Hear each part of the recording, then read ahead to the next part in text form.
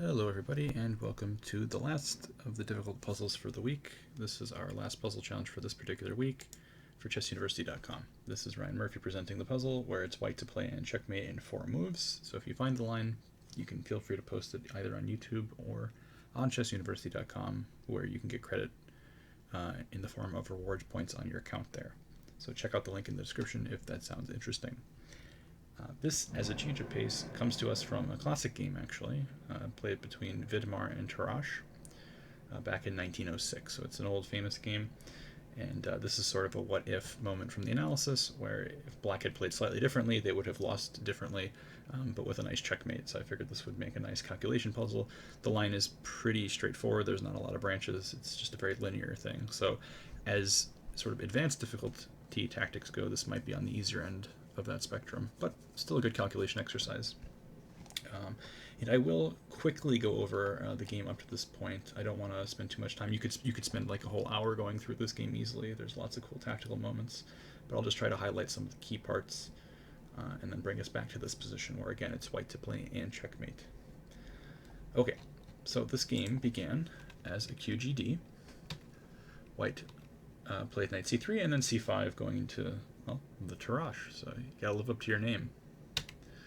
So e3, knight f6, knight f3, knight c6, and a3, which is an interesting prophylactic move, though it may not be the most,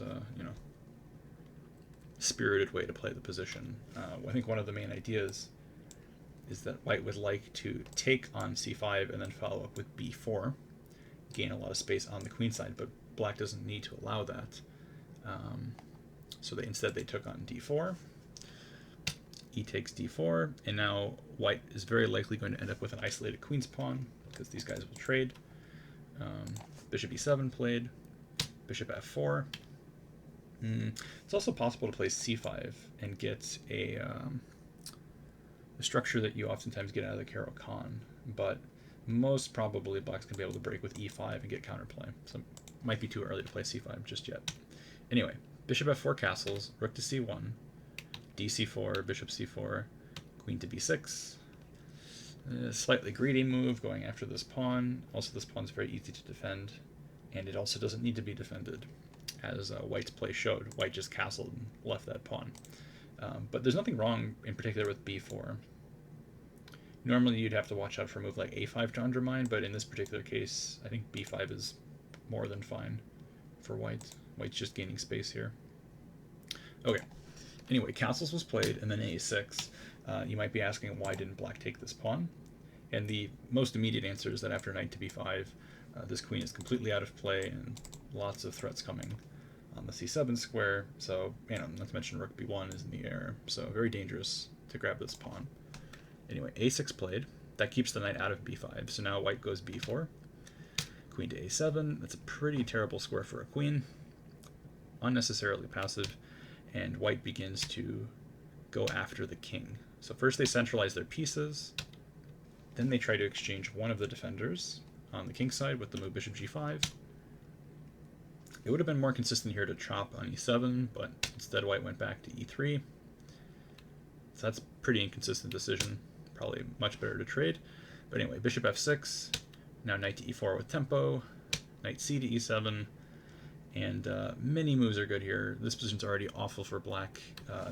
Whenever your queen is on the opposite side of the board as your king, and your opponent has most of their pieces pointing at your king, that's generally a bad sign. Also keeping in mind, this bishop's not developed, this rook's not developed.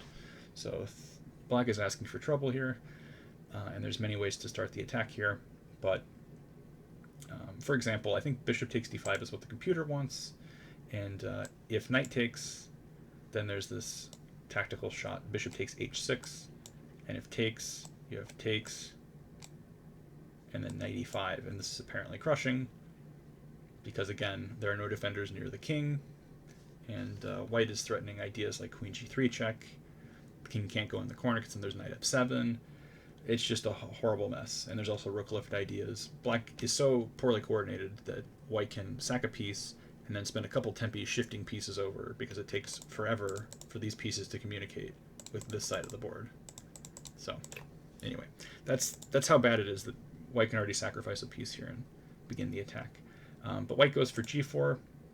with the idea of going for g5, which is also pretty annoying for black to deal with.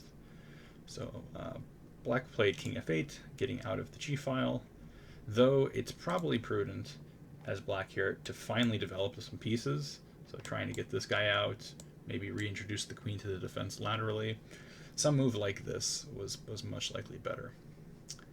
Anyway, still dangerous for black even if they play that move, but okay, king f8, h4, and now the attack is in full force.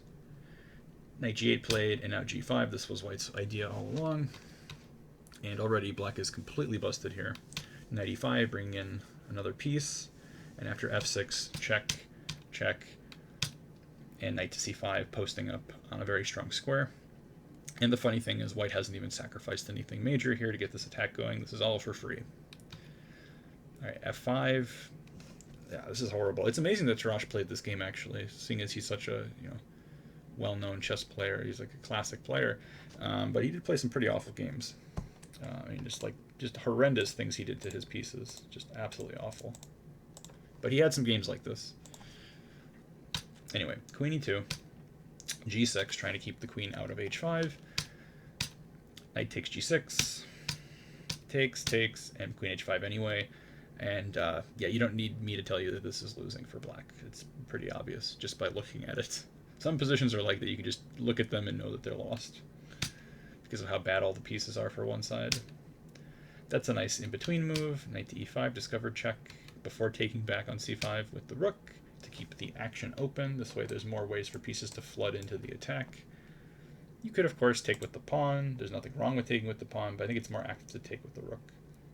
Anyway, rook c5, queen g7, knight g6 check, rook c7 check, knight back to e5, discover check, and we're getting pretty close to our key moment. Knight c6, exploiting the pin along the 7th rank.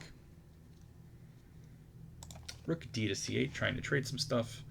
And there's already forced mates here. There's several of them, actually. But white just plays bishop f4, which is one of the forced mates, or one of the forced mating lines. Just bringing in another piece, cutting off some more crucial squares from the black king, which you may notice at this point has 0 squares. All the squares around it are either occupied by black pieces or controlled by white pieces. That's usually a bad sign for a king. Here, black went knight f6, just desperately trying to plug some squares around the king. Rook e1 check, knight to e4, and now if you want to pause, you can guess what white played, but I think this move is fairly direct. Here, white played the move rook takes e4, and no matter which way this rook is taken, it results in checkmate.